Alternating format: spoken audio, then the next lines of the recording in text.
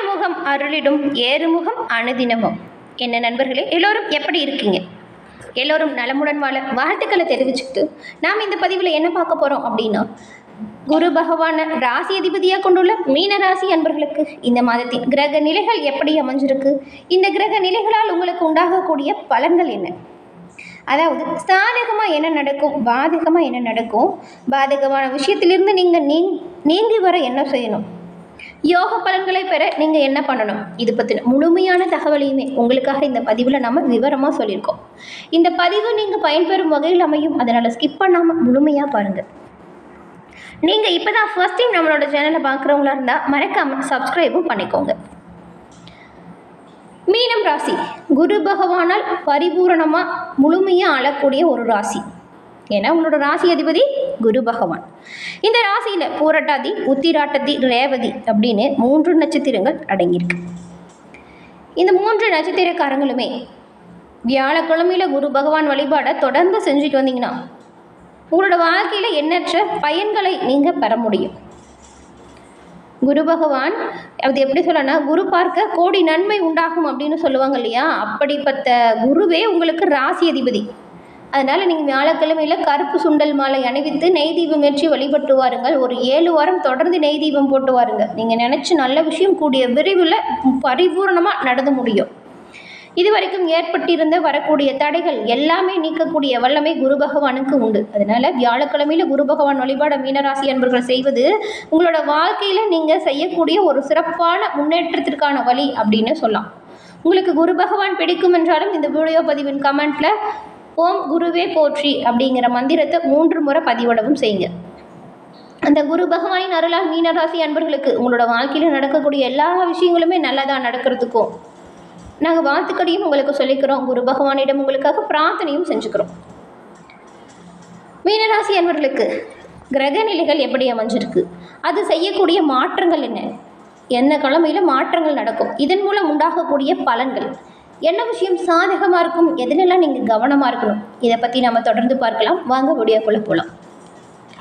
First கிரக நிலைகள் எப்படி இருக்குது அப்படிங்கிறத தெரிஞ்சுக்கலாம்.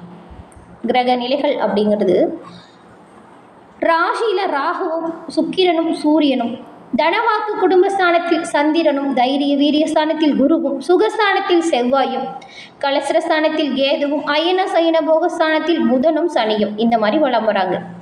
இதன் மாற்றங்கள் எப்போ நடக்கும் அப்படின்னு பார்த்தா 7ஆம் தேதி அன்னைக்கு செவ்வாய் பகவான் சுகஸ்தானத்திலிருந்து பஞ்சமஸ்தானத்திற்கும், 10ஆம் தேதி புதன் பகவான் அயன சயன போகஸ்தானத்திலிருந்து ராசிக்கும், 14ஆம் தேதி சூரிய பகவான் ராசியிலிருந்து தனவாக்கு குடும்பஸ்தானத்திற்கும், 26ஆம் தேதி ராகு பகவான் ராசியிலிருந்து அயன சயன போகஸ்தானத்திற்கும், 26ஆம் தேதி அன்னைக்கு கேது பகவான் கலசரஸ்தானத்திலிருந்து ரணருண ரோகஸ்தானத்திற்கும், 30ஆம் தேதி புதன் பகவான் ராசியிலிருந்து தனவாக்கு குடும்பஸ்தானத்திற்கும் மாற்றம் பெற போகிறாங்க. இதன் மூலம் உண்டாகக்கூடிய பலன்கள் என்ன அப்படின்னு தான் நாம் இப்போ பார்க்க போகிறோம். குரு பகவான ராசி அதிபதியாக கொண்டுள்ள மீனராசி அன்பர்களுக்கு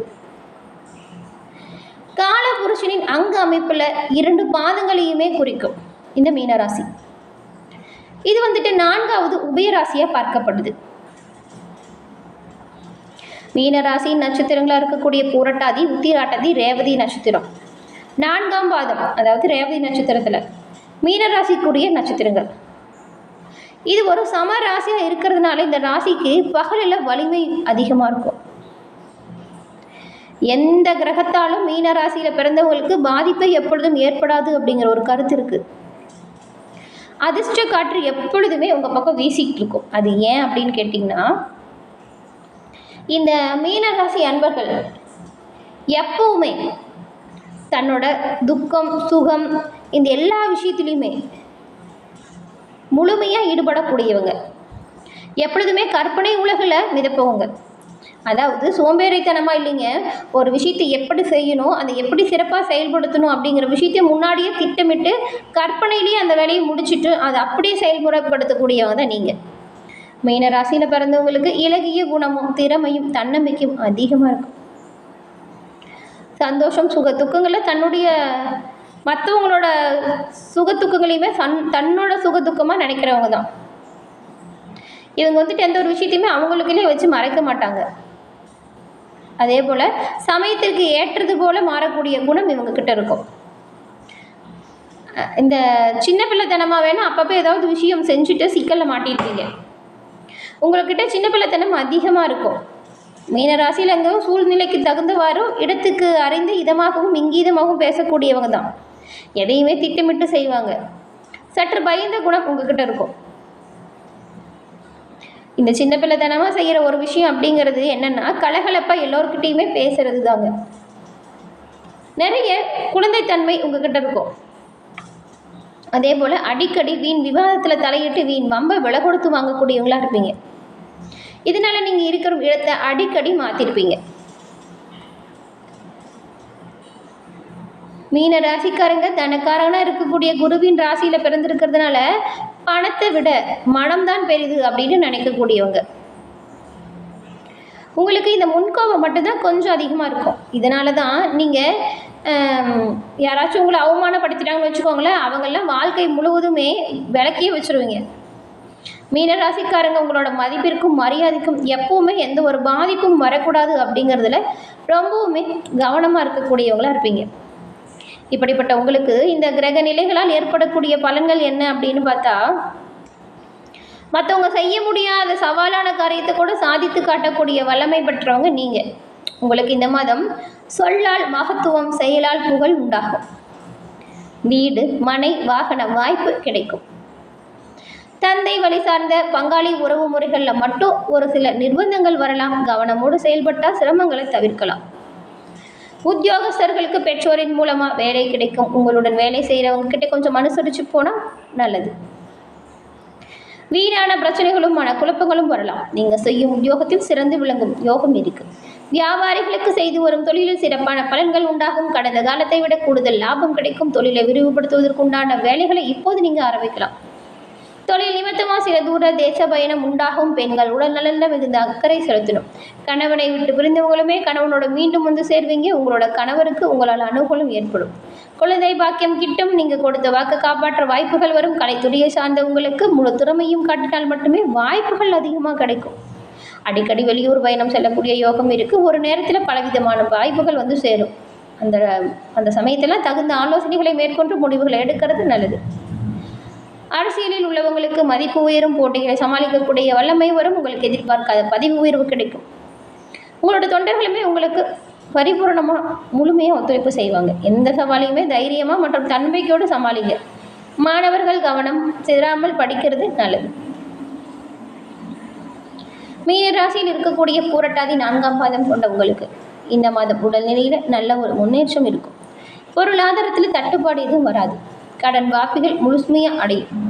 பூர்வீக சொத்துகளில் உள்ள வில்லங்கம் நீங்கும். புதிய தொழில் தொடங்க போட்ட திட்டம் நிறைவேறும். வியாபாரிகள் கொள்முதல் சரக்குகளை நல்ல விலைக்கு விற்பீங்க. கணவன் மனைவி ஒற்றுமை அதிகரித்து காணப்படும். பூரட்டாதி நட்சத்திரக்காரங்களுக்கு உத்திராட்டதி நட்சத்திரக்காரங்களுக்கு இப்போ பார்க்கலாம். இந்த மாதம் விரும்பிய ஆடை ஆபரணங்களை வாங்கக்கூடிய யோகம் இருக்குது. ஆடை ஆபரணமாகி மகிழ்ச்சி அடைவீங்க.